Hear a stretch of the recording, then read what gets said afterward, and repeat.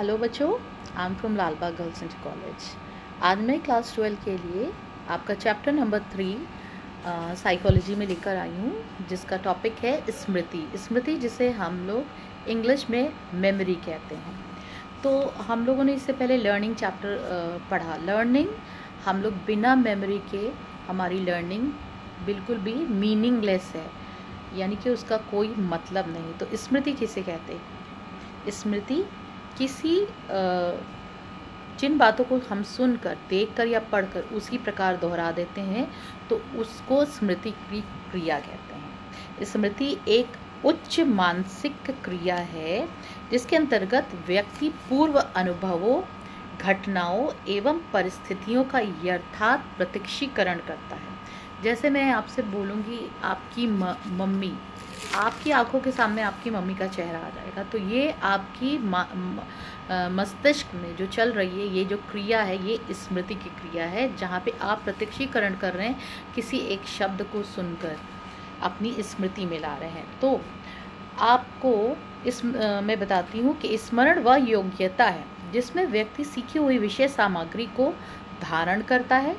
इस धारणा से सूचना को एकत्रित कर सूचना को विशिष्ट उत्तेजनाओं के प्रत्युत्तर में पुनरुत्पादित कर अधिगम सामग्री को पहचानता है। यानी कि जब हमें हमारी मम्मी के बारे में बताया जाता है तो इनको को माँ माँ, तब हम लोग ये चीज़ सीखते हैं और ये हमारी स्मृति में अंकित हो जाता है, और माँ को देखते ही हमारे मुंह से माँ शब्द पुनरुत्पादित हो जाता है।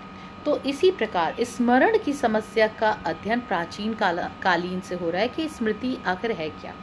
परंतु मनोविज्ञान के संदर्भ में इस समस्या का सर्वप्रथम वैज्ञानिक अध्ययन जो किया है वो एबिंगहॉस नाम के वैज्ञानिक ने किया है, और इन्होंने इसका प्रारंभ किया था 1885 के अंतर्गत।